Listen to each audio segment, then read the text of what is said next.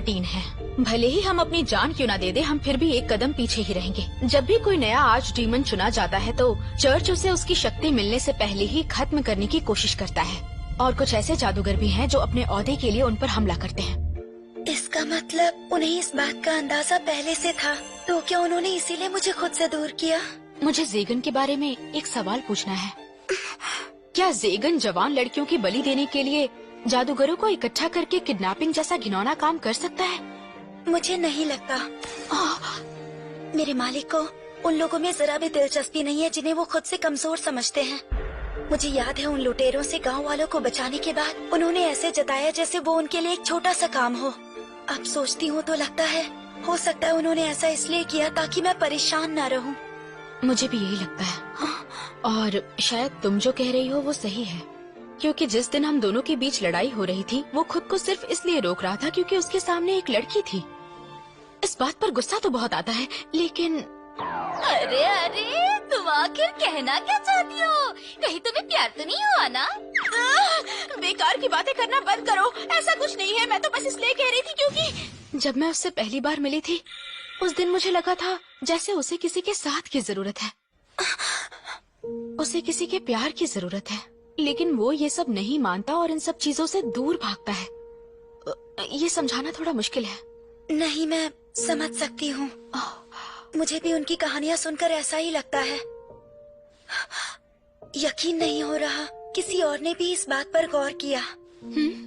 मुझे जलन हो रही है लेकिन मैं खुश भी हूँ।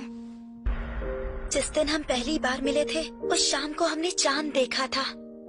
मुझे लगा था मैं उसको दोबारा कभी नहीं देख पाऊंगी, लेकिन उसके तुरंत बाद ही हम दोनों ने साथ मिलकर चांद को देखा। वहाँ तक नहीं पहुँच सकते। क्या ये मुमकिन हो सकता है कि उन्हें अभी मेरी मदद की जरूरत हो? बिल्कुल नहीं, मैं मालिक को अकेला नहीं छोड़ सकती। तुम अकेले कर पाओगी ना? मेरे मालिक बहुत ताकतवर हैं। मुझे पूरा यकीन है उन्हें कोई हरा नहीं सकता। भले ही उन्हें कोई हरा ना पाए, लेकिन उन्हें चोट तो लग सकती है ना। हर किसी को किसी न किसी की जरूरत होती ही है। मैं जाऊंगी, मैं मालिक की मदद के लिए वापस जरूर जाऊंगी। समझ गई। अगर यही बात है तो मुझे भी अपना फर्ज निभाना ही होगा। क्या आप उन पर दोबारा हमला करेंगी? नहीं, ऐसा नहीं है। एक जादूगर है जो ज़ेगन का नाम लेकर सभी बुरे कामों को अंजाम दे रहा है। हो सकता है मैं उसकी हिफाजत ना कर सकूं, पर उसे बेगुनाह साबित तो कर ही सकती हूँ ना। तो चलो, अब तुम दोनों का मूड ठीक हो ही गया है तो कुछ मंगाया जाए। सुनो, लेडी नाइट के नाम पर बिल लाना। ले आई। अरे मैं तो बस मजाक कर रही थी। अगर दोबारा कोई मुसीबत आए तो बिना झिझक मेरे पास चले आना, ठीक है? इस बहाने तुम मेरी दुकान पर आओगी और मुझे मौका मिलेगा तुमसे नए कपड़े ट्राई करवाने का। मिस मैन्युएला, भला आप मेरे लिए इतना कुछ क्यों कर रही हैं? क्योंकि हम अच्छे दोस्त हैं रे भोली। हाँ, हम दोस्त हैं? क्यों नहीं है क्या? आज से पहले कभी किसी ने मुझे अपना दोस्त कहकर नहीं बुलाया। यह तो खुशी की बात है क्योंकि मैं तुम्हारी पहली दोस्त बन गई हूँ। मैं बहुत खुश हूँ। हाँ ठीक है। क्या मैं भी इस दोस्ती में शामिल हो सकती हूँ? मेरा मतलब है कि क्या एंजेलिक नाइट जादूगर के साथी के साथ दोस्ती कर सकते हैं? बोलो। लेकिन अगर हम पहले से ही दोस्त होते तो मैं इस तरह तुम्हारी टांग खिंचाई नहीं करती।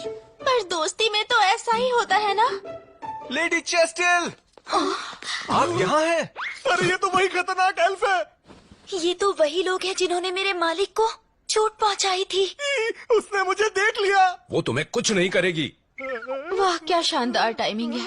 क्या सच में ये वही लोग हैं जिन्होंने नेफी के मालिक को चोट पहुंचाई थी? इसलिए लोग चर्च से नफरत करते हैं। मुझे एक बात समझ नहीं आती, तुम लोगों को आखिर हमसे तकलीफ क्या है? बचाओ, मुझे बचाओ। मैंने कहा ना वो तुम्हें कुछ नहीं करेगी। अरे शांत हो जाओ। क्या बात है, यहाँ तो जान पहचान बढ़ाई जा रही है। तुम कौन हो बताओ? यहाँ से भाग जाओ। एक बच निकली, कोई बात नहीं। मेरा नाम है ज़ेगन। ज़ेगन? लेडी चेस्टिल। अगर तुम्हें ये दोनों वापस चाहिए तो मुझसे मेरे किले में आकर ले